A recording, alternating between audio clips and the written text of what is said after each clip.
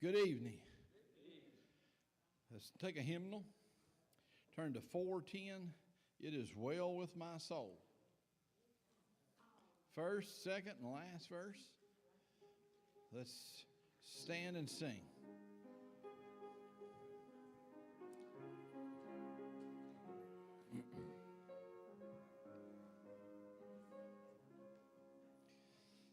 When peace like a river attendeth my way, when sorrows like sea billows roll, whatever my lot thou hast taught me to say, it is well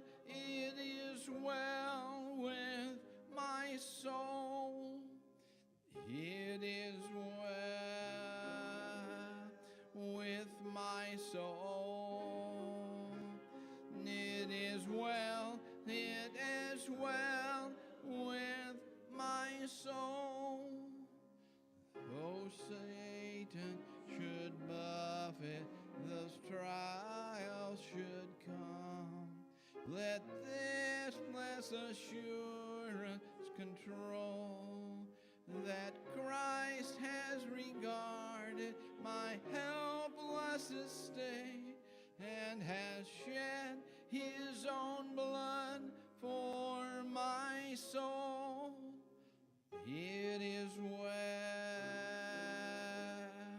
with my soul. It is well with my soul.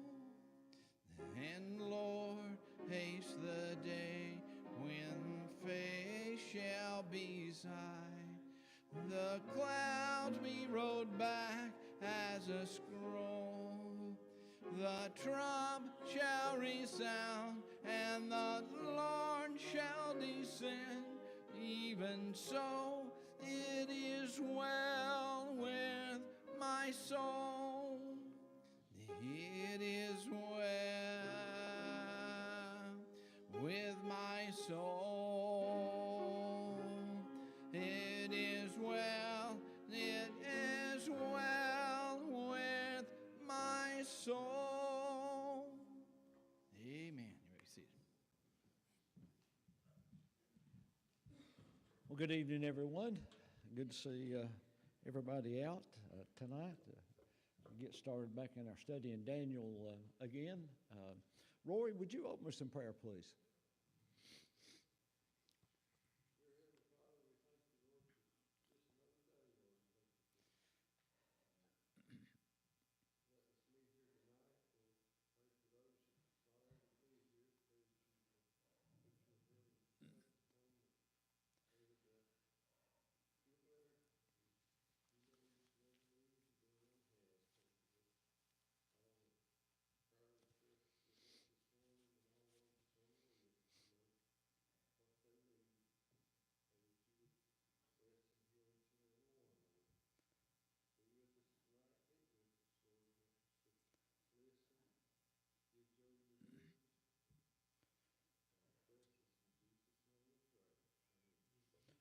Amen. Thank you.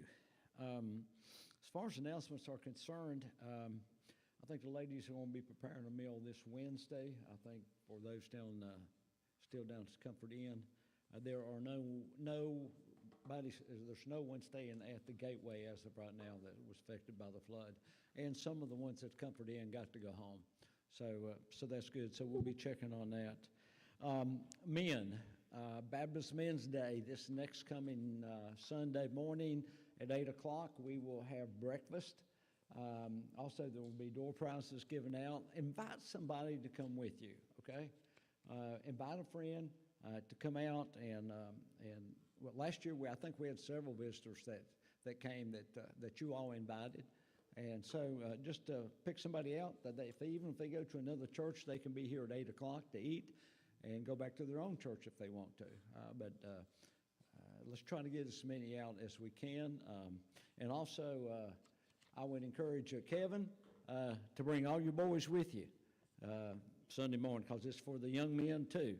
You got to get them started and get them trained in the right way. So I think we'll have a pretty good turnout for that. So please keep that in mind. 8 o'clock. We're going to have choir practice Sunday morning? We'll have a men's choir, but then we got a special singer that's come sing. Okay. Well, how'd you talk Chris into that? I'm looking forward to coming and sing. He's been wanting to sing, so Okay. we'll let somebody sing. Okay. All right. So a lot of special things going on Sunday. So we have a speaker Sunday morning at the breakfast. We'll have a guest speaker Sunday morning to bring the message, and then a special guest singer. Okay. He's not a guest. Okay. All right. Coming up next week, not this week, but the week coming, April 7th, the week from tomorrow, will be Deacons meeting at 7. Then on April the 9th, which is a Wednesday, the Yahoo's Breakfast will meet at Dragon's Den at 10. Business meeting will be that Wednesday night at 6 o'clock. Also, 2 weeks from today will be the Easter egg hunt at Poplar Gap Park. That'll be from 2 to 4. We're still running a little bit low on Easter eggs. We've got several that are downstairs too. Some brought them this morning, but if you haven't brought those, please try to get those here as soon as possible so we can get a pretty good count on what we have. Also, Bible school will be in June the 22nd through the 26th, so mark that down on your calendar. And then, of course, on Friday the 18th of April, which is Good Friday, we will be having our Good Friday service here at the church at 6 o'clock. We'll be having communion that evening, so make plans to be here for that, okay? Mark it down on your calendar. That'll be at 6 o'clock on Friday the 18th for that special service. Any other announcements? Okay, Bobby? Yeah.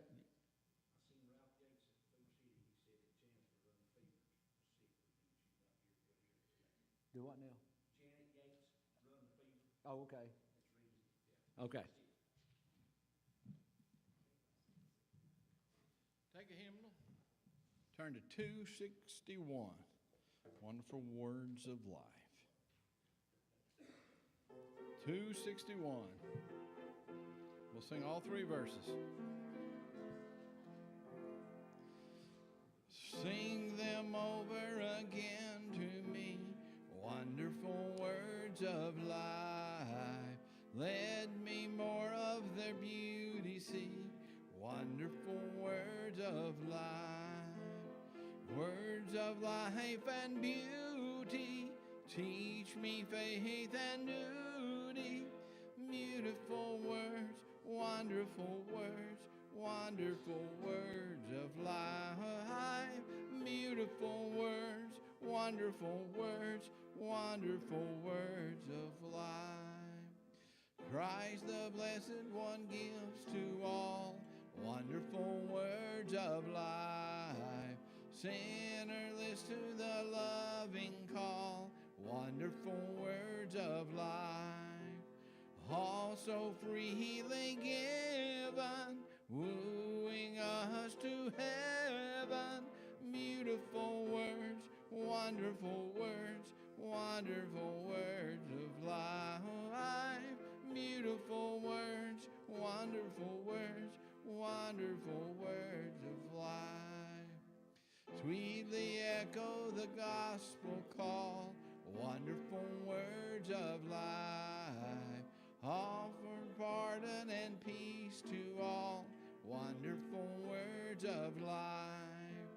Jesus, only Savior, sanctify forever. Beautiful words, wonderful words, wonderful words of life.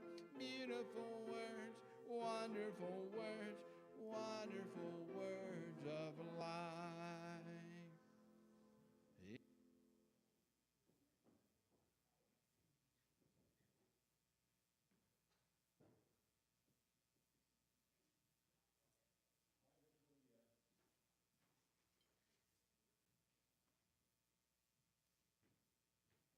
As we begin our study tonight, before we do that, we'll take some prayer requests. As Chris said, remember Janet Yates running a fever. Are there any other? Of course, continue to remember Jack Long, if you would. He'll be needing our prayers. And remember Rita Hale. By the way, Rita, I talked to Rita one day this week, and she was just so appreciative of all those that have been bringing food to her house and helping her with everything. That she says, letting everybody know I love them, and she does. And she's so appreciative of everything, and she really does need our help right now. So anything that you can do, you may just want to call and encourage her, just whatever it may be. But she's going to need our prayers for a while as well. Are there any others that you want to mention?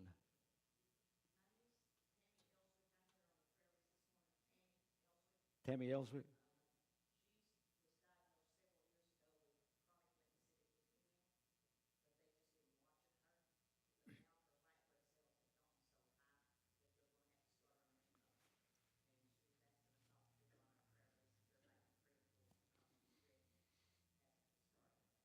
Okay.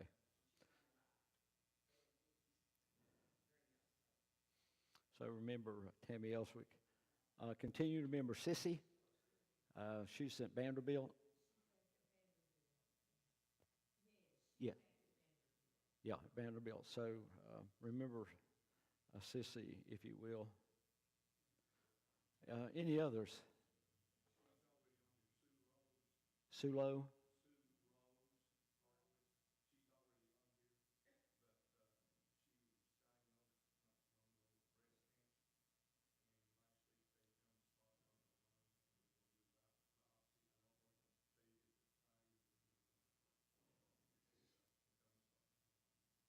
Okay. All right, any others?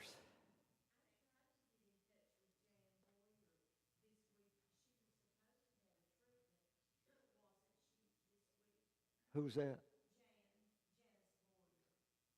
She was supposed to have treatment? Okay. Okay. Okay. Okay. And Frank's still in the nursing home up here. So remember Frank and Jan. Who? Sandy Field.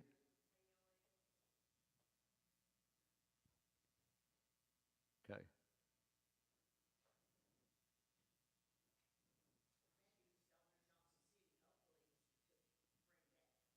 Okay. We're good. Yep. All right, any others?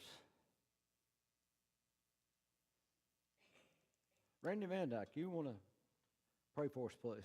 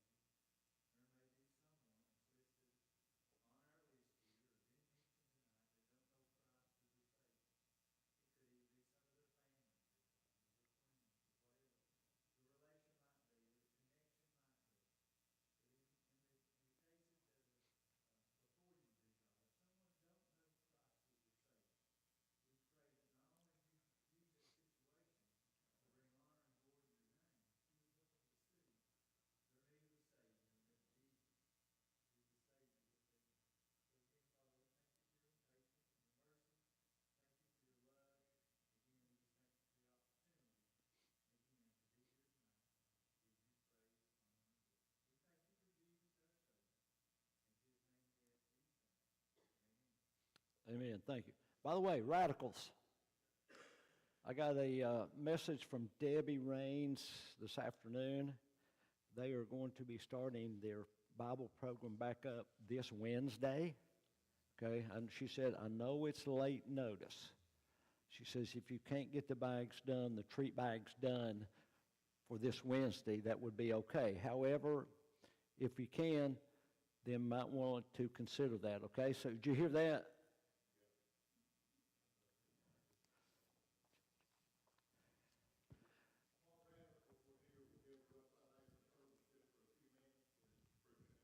Okay, so radicals meet for a few minutes after church.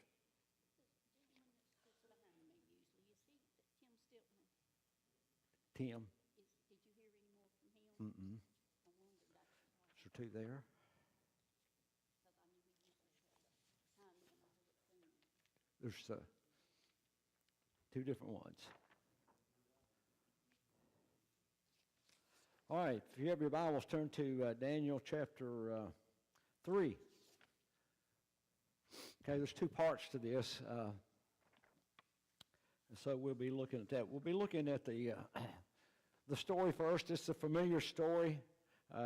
It's been one that we study in Sunday school throughout the years, that we're all familiar with, about Shadrach, Meshach, and Abednego in the fiery furnace. And so here we find in Daniel chapter 3 the story. There's some things that we need to look at as we get into this. Do y'all remember last time we did the book of Daniel? It was probably in 2022. And if you remember, at that time there was a contemporary song out by Big Daddy Weave and Katie Nicole. And it was called God is in This Story. And if you remember, we talked about, in the book of Daniel, God is in the book of Daniel all the way through it, okay? And one of the lyrics in that song is, God is in the details, okay? God is just not a haphazard God. God has a plan. He has everything planned out. If we see in our study tonight, God has everything planned out. There is a reason that things happen that the way they do in this chapter, especially in the whole book of Daniel, and in the whole Bible, as a matter of fact. But it really highlights it as we look at it tonight. Now, we're talking about the faith of Shadrach, Meshach, and Abednego, okay? And this is a story about faith. And if you remember, Daniel wrote this too. It was to encourage his fellow Jewish friends who were captured and taken away. And this is to give them hope, okay? And sometimes we find ourselves in the same way, you know. The devil tempts us to what? To destroy our faith, right? Okay? But God tests us to develop our faith. And so there is a difference between, there's a motive difference between the two of them, but can God take what the devil wants to do to destroy your faith and use that very same thing to grow your faith, to test your faith, okay? And to develop our faith, okay? So here we see that probably Satan is going to tempt Shadrach, Meshach, and Abednego so that they would be destroyed, that their faith would be destroyed. But God is going to use the same thing to develop their faith and to grow their faith, okay? Because you've heard me say before, and you'll hear me say it again, that a faith that cannot be tested cannot be trusted. A faith that cannot be tested cannot be trusted. And so when we look there, you look on there,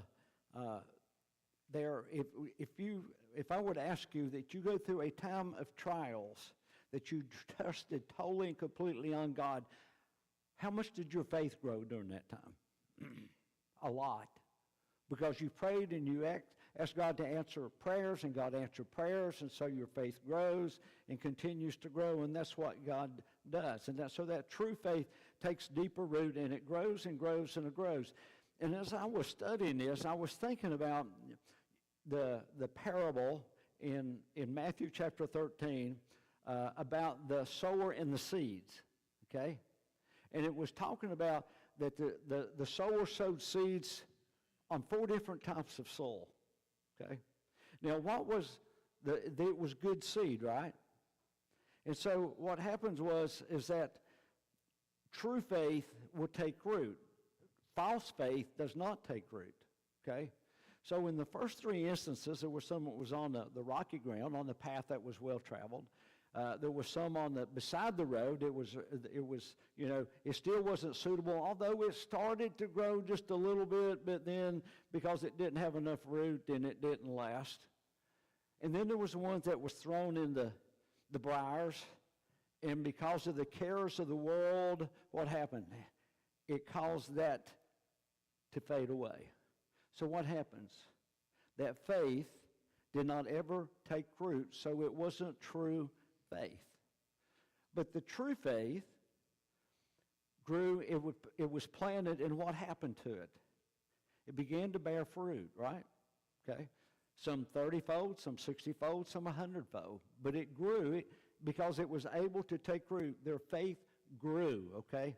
And so here we see the faith of these 3 young men, and their faith grows. Now, Peter talked about it, about the trials that we go through. In 1 Peter, you see on your paper there, in 1 Peter 1, 6-7, it says, "In this you greatly rejoice, that now for a little while, if need be, you have been grieved by various trials, that the genuineness of your faith, being much more precious than gold that perishes, though it is tested by fire, may be found to praise, honor, and glory at the revelation of Jesus Christ." The true faith will be tested, but true faith will grow, okay?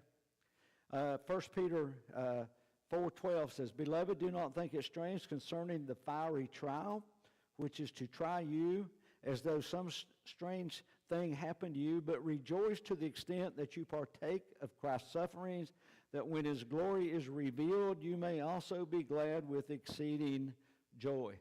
So here we see 3 men who their faith is examined, okay? And we find out that they have the true faith, okay? They put their faith and trust in God. So let me ask you this question. How strong is your faith? What if you had to go through these trials? What if you were put in a situation that somebody came up to you and says, either deny Christ or die? What would you do? Okay? And so, would you die? Well, that's what these 3 young men would do. They said they would die, okay? So here we're going to look at the this chapter 3, and if we were to break it down, you can see an outline that's on there, that faith, true faith, confronts the challenge. So here we have a challenge that takes place in verses 1-3.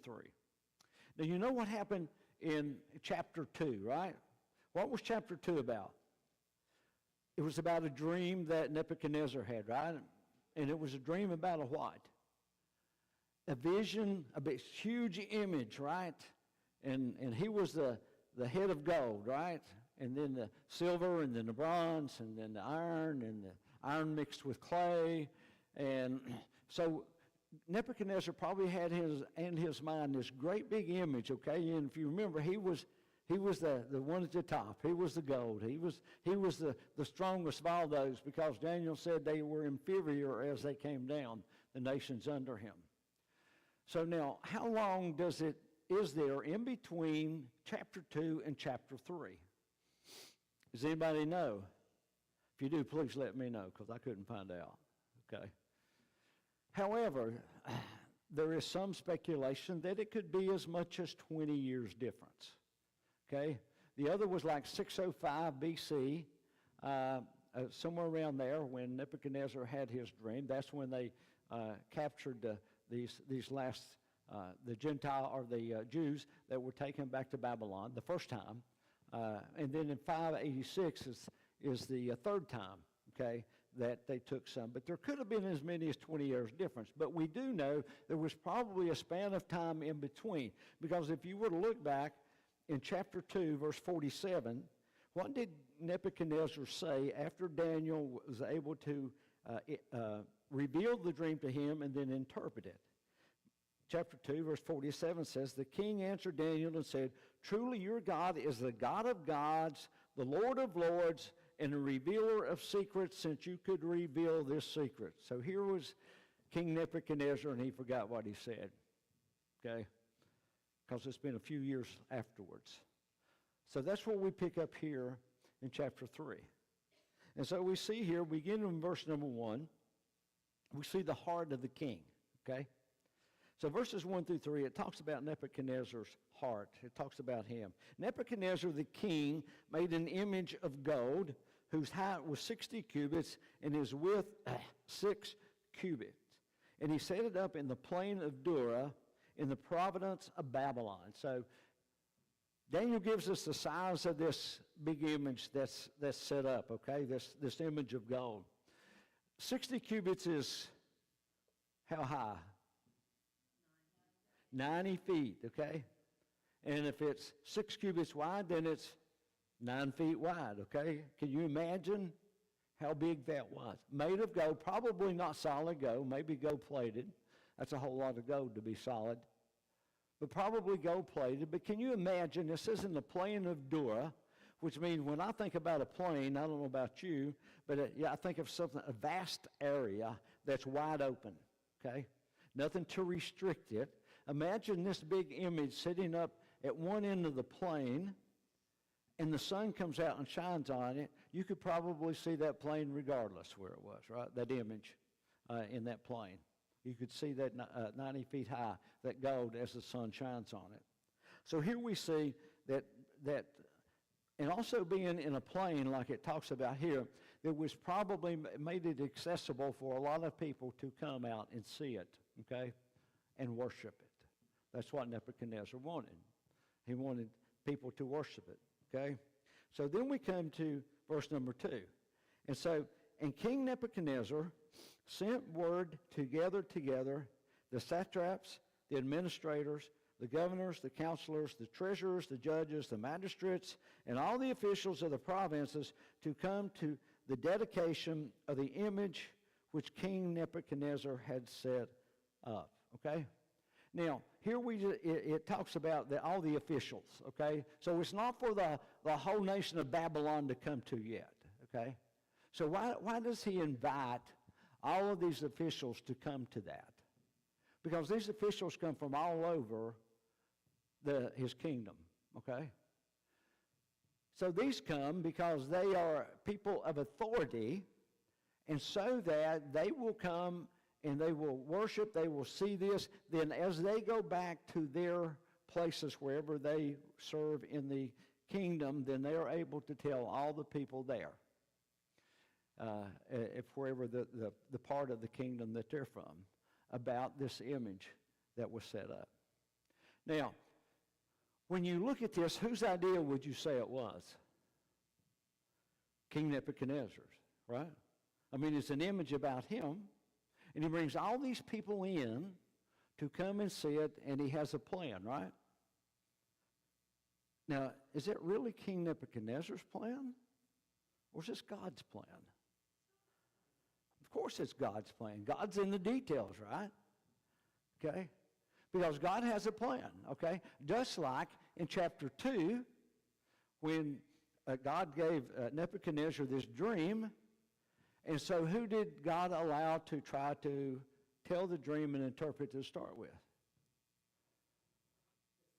All the soothsayers and the astronomers and all the wise men. He gave it, you all go first, okay? Oh, you all can't do it, huh? Well, let me send my man Daniel. He can take care of this, okay? That was God's plan, okay? Then we'll do it later. So here's a plan that God's he's going to bring all these people in, okay? Now, when we look at this, they're all there, and so that these could take it back to what Nebuchadnezzar has planned. So verse number 3, it says, so the satraps, the administrators, the governors, the counselors, the treasurers, the judges, the magistrates, and all the officials of the province gathered together for the dedication of the image that King Nebuchadnezzar had set up. And they stood before the image that Nebuchadnezzar had set up, okay? Now, this is really not a political rally, okay? Although all the politicians are there, this is not to be a political rally. Nebuchadnezzar has something else in mind, as we begin to see in verse number 4. And we see the hearts of all the people there, and we can really see what's taking place there. So in verse number 4 it says, then a herald cried aloud, to you it is commanded, okay? Notice it says, it's a command. You don't have a choice in this matter. O peoples, nations, and languages, that at the time you hear the sound of the horn, flute, harp, lyre, psaltery, in symphony with all kinds of music, you shall fall down and worship the gold image that King Nebuchadnezzar has set up, okay? So what was Nebuchadnezzar's his ulterior motive for this? He probably wanted to set up a one-world kingdom, a religion. Because why? There was only one kingdom in that time, right? It was Babylon. And so he was going to set up their own religion, okay? And guess, of course, who they were going to worship. And so here we see, and he tells them, and he uses the word worship several times, Daniel does, in these passages, okay? So that was one of the things that was behind it all, okay?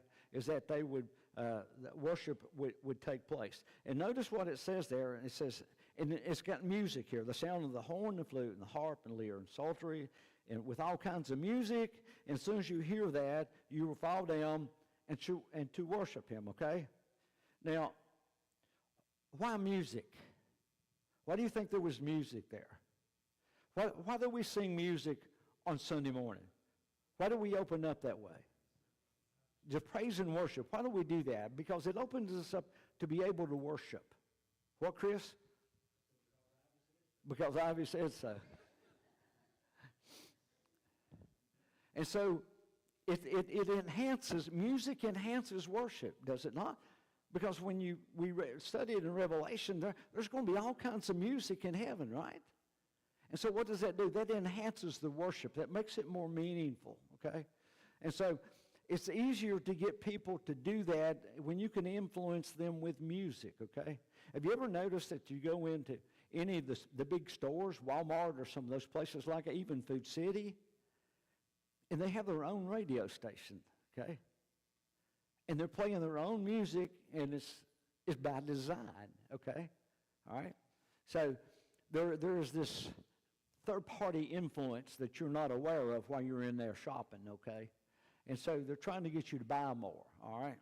So here, Nebuchadnezzar is trying to get them to worship, and people are forced to worship. You can't really, you can make them, but if worship doesn't come from the heart, is it truly worship? And so these people were being made to fall down and worship this idol that King Nebuchadnezzar had made, okay? Now, look what it says in verse number 6. And whoever does not fall down in worship shall be cast immediately into the midst of a burning, fiery furnace. In other words, this is a life or death situation. You either worship or you die, right? So can you imagine that some of those that were there that King Nebuchadnezzar had brought in, when we see in the next verse, when they hear all the music, that they truly didn't worship. They did it to save their own skins, right? And so we see there in verse number 7 that in this time, it's total commitment to them. They have to get in. They have to pretend like they're worshiping anyway, okay? So verse 7 says, so at that time, while they were still there, here's your chance, okay? We're going to see what you do. So at that time, when all the people heard the sound of the horn, the flute, the harp, and the lyre, in symphony with all kinds of music, all the people, nations, and languages fell down and worshiped the gold image which King Nebuchadnezzar had set up. Okay? So here's your chance, all right? Let's see how you do. So they all fell down and worshiped almost. Okay? Now, let's go back to verse 2 and 3 a minute. Because when we look at verse 2 and 3, and it lists all the officials that are in the kingdom, there's one person that's missing. Daniel. Daniel is not there. He's one of the head ones in the whole kingdom, and he's not there. Where is Daniel? Well, it doesn't say. Maybe Daniel was off somewhere representing the country with some, maybe these the lesser nations or whatever. Well, we don't know where Daniel was, but we know he wasn't here. Okay? So when we come down to verse number 8, after they had worshiped, after they had the music and everybody fell down, it says, therefore at that time certain Chaldeans came forward and accused the Jews. Now the Chaldeans didn't like the Jews, right? Because what happened in chapter 2? Well, the Jews made them look very foolish, right? Because Daniel could reveal the dream to Nebuchadnezzar and then interpret the dream. And so what that made them, look really, really bad in front of all their people, okay? So they really didn't care for these Jewish young men that had been brought in, the captives that had been brought in. And so they were always looking for some way to put them down.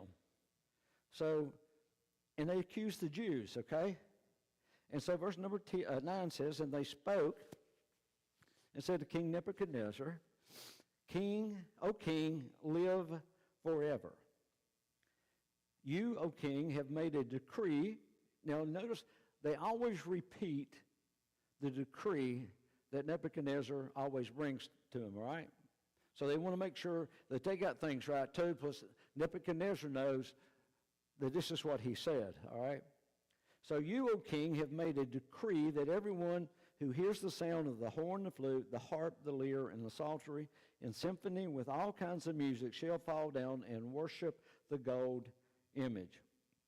And whoever does not fall down and worship shall be cast into the midst of the fiery furnace, okay?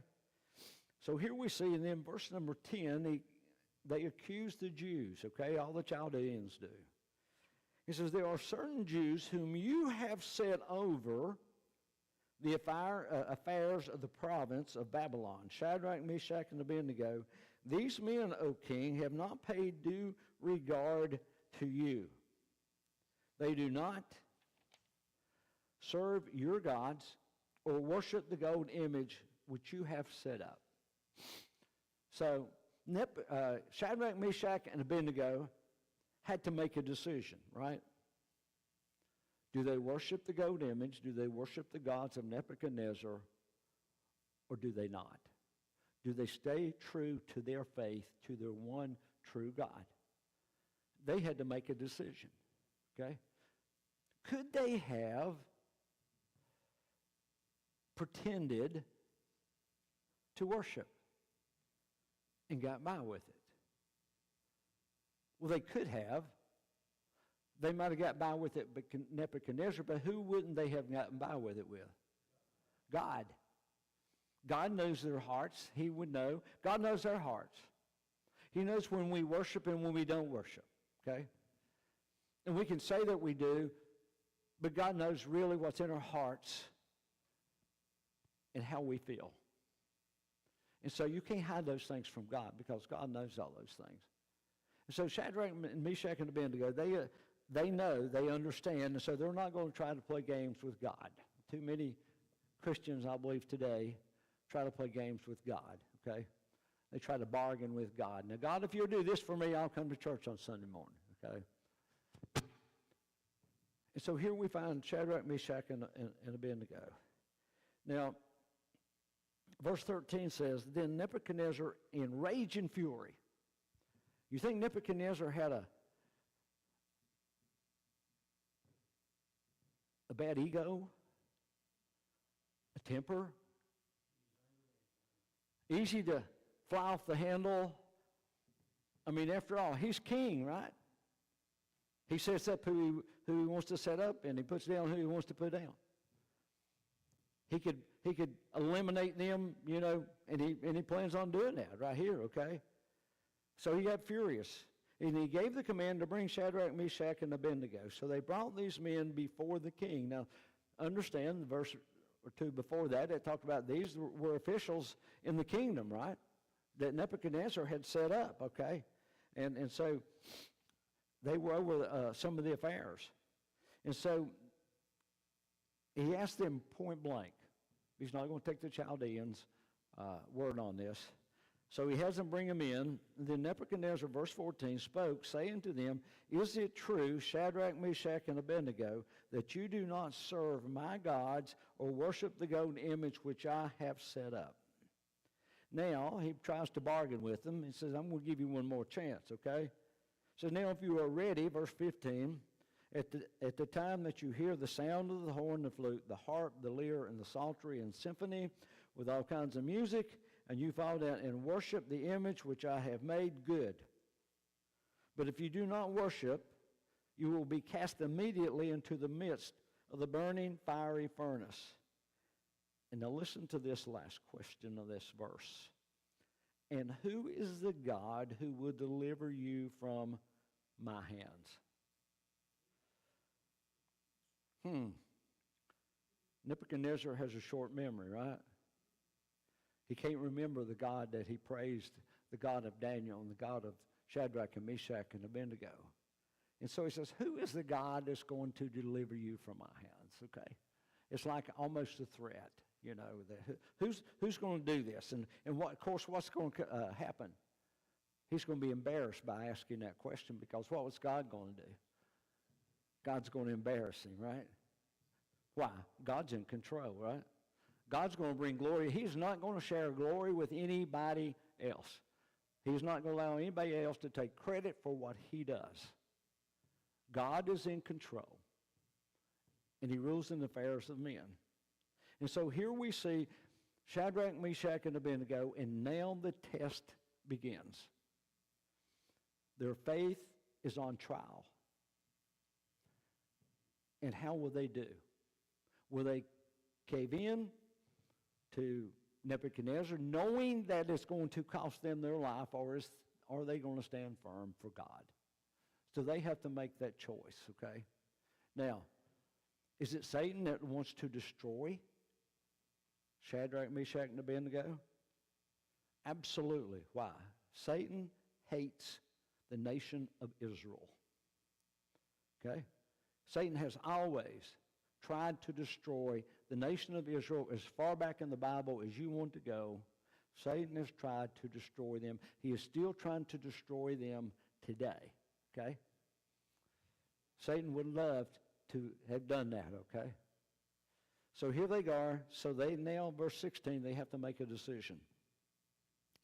They knew the consequences of this decision. If you remember, I think it was last time, 2 weeks ago, when we did a study on chapter 2, that what was it? You remember what I told you Charles Stanley said when it comes to faith? He says, obey God and leave the consequences to him. Okay? So what did Shadrach, Meshach, and Abednego do? They're going to obey God and leave the consequences to God. Okay? So that's what we find here, beginning with verse number 16. Shadrach, Meshach, and Abednego answered and said to the king, O Nebuchadnezzar, we have no need to answer you in this matter. In other words, we don't even need to think about this, Nebuchadnezzar. I mean, our mind's made up. We already know what we're going to do. He said, if that is the case, if that is the case that you're talking about, our God, whom we serve, is able to deliver us from the burning fiery furnace, and he will deliver us from your hand, O king. Now, Shadrach, Meshach, and Abednego had faith. Were they challenging God to deliver them? No. What were they saying? They said, our God can deliver us. And their God was going to deliver them one way or the other, right? God was either going to get them out of the fiery furnace alive, or if they died in the fiery furnace, guess where they were going? They were going to be with God. They were going to be delivered. Either way they went, they already knew that they were going to stand firm for God. They were not going to give in on their faith, okay? If that is the case, our God whom we serve is able to deliver you. And they made it understand, look, King Nebuchadnezzar, we're serving our God. You're not going to change our mind. Regardless of the circumstances, the consequences, we're not changing our mind. Because our God is able to deliver us from the fiery furnace. And he will deliver us from your hand, O king. But if not, let it be known to you, O king, that we do not serve your gods, nor will we worship the golden image which you have set up. So how do you think King Nebuchadnezzar responded to those words? Well, maybe I'll change my mind. No, okay. Verse 19. Then Nebuchadnezzar was full of fury, and the expression on his face changed toward Shadrach, Meshach, and Abednego. And he spoke and commanded that they heat the furnace 7 times more than it was usually heated. Nebuchadnezzar's plan or God's plan? God took Nebuchadnezzar's plan and made it his plan, right? Because God's going to be glorified, right? He will be glorified 7 times more if it's 7 times hotter, right? God will receive so much more glory from that. So, God was going to be glorified in this. So verse number 20. And he commanded certain mighty men of valor who were in his army to bind Shadrach, Meshach, and Abednego and cast them into the burning fiery furnace, okay? Verse 22 says, then these men were bound, talking about Shadrach, Meshach, and Abednego, bound in their coats, their trousers, their turbans, and their other garments, and were cast into the midst of the fiery furnace. So why do you think they put the clothes on them? It's going to make it that much worse, right? With all those clothes, it's going to be burning, and of course, as we find out, it wouldn't matter anyway, okay? Because what happens in the next verse in 22? It says, therefore, because the king's command was urgent, and the furnace exceedingly hot, the flame of the fire killed those men who took up Shadrach, Meshach, and Abednego. His best men in his army. Going to make sure they got in there, but it killed all them, didn't it? It was pretty hot. Would you say it was pretty hot? Pretty hot. Verse 23, and these 3 men, Shadrach, Meshach, and Abednego, fell down bound into the midst of the burning fiery furnace. They weren't consumed, okay? The king's men were consumed right away. Verse 24, and then King Nebuchadnezzar was astonished, and he rose in haste and spoke, saying to his counselors, did we not cast 3 men bound into the midst of the fire? They answered and said to the king, true, O king. There was 3. And he answered and said, look, in verse 25, he says, look. He answered, I see 4 men loose walking in the midst of the fire, and they are not hurt. And the form of the 4th is like the Son of God. Now, when we come down to verse number 28, he's going to call this 4th person God's angel. Okay? But who do you think it was? It was Jesus Christ incarnate. Okay? Read that one more time.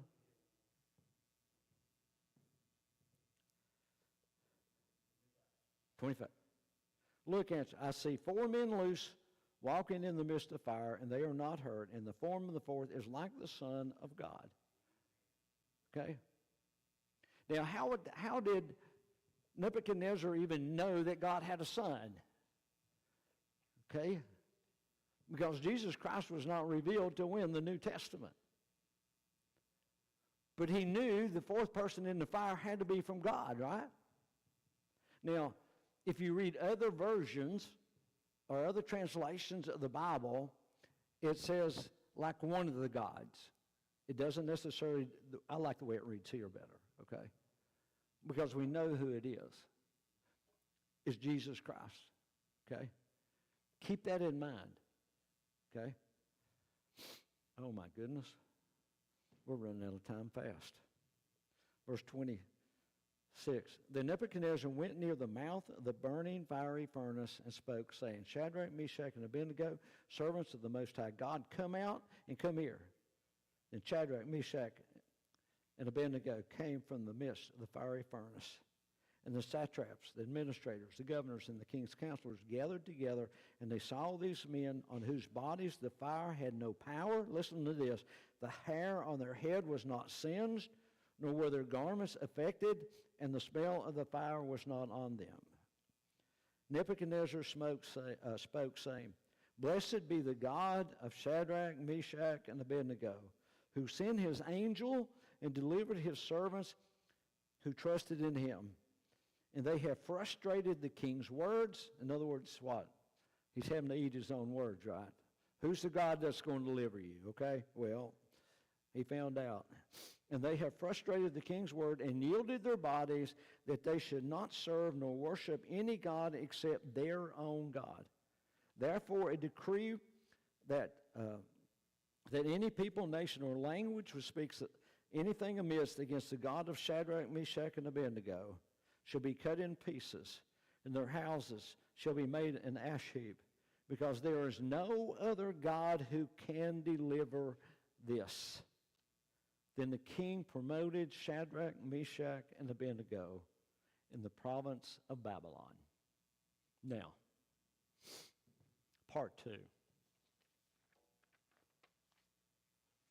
When we look at this, the chapter 3, is it a preview of the Great Tribulation that takes place in Daniel?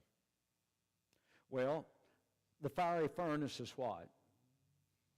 It represents the suffering during the Great Tribulation, right?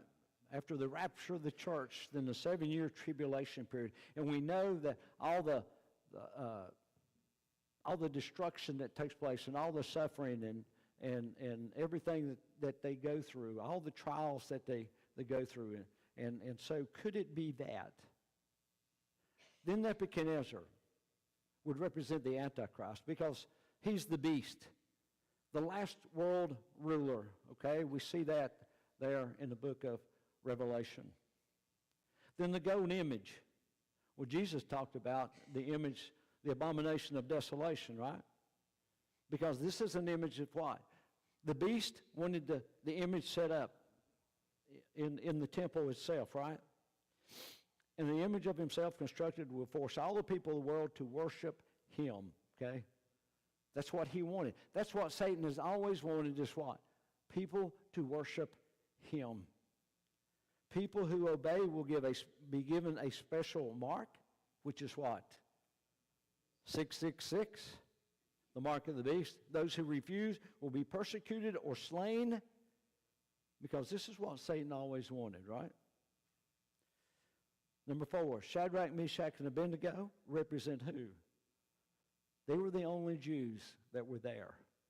They will represent the 144,000 Jews whom the beast will not be able to touch and will come through the tribulation to reign in Messiah's kingdom. Because what will they do? They will worship God, and God will have his hands upon those 144,000 Jewish evangelists as they evangelize the nation of Israel during the tribulation period.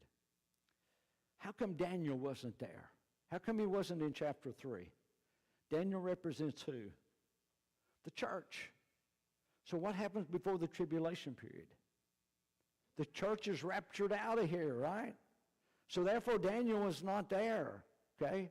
That's why maybe we didn't see Daniel. This just gives us a picture of it. And the fourth man in the fire is Jesus. He comes back at the end of the tribulation period, the 7-year tribulation period, and what does he do? He makes all things right. Evil is judged. He will set up his 1,000-year millennial reign. And what will he do to all those who are faithful to him? They will rule and reign with him forever. Picture that for just a minute. Picture this, though. God was faithful to Shadrach, Meshach, and Abednego. He will be faithful to you no matter what the fiery trial is that you go through. That you can always depend upon him. Again, obey God and leave the consequences to him. God will be faithful. You faithful to God, God will be faithful to you. He will take care of us.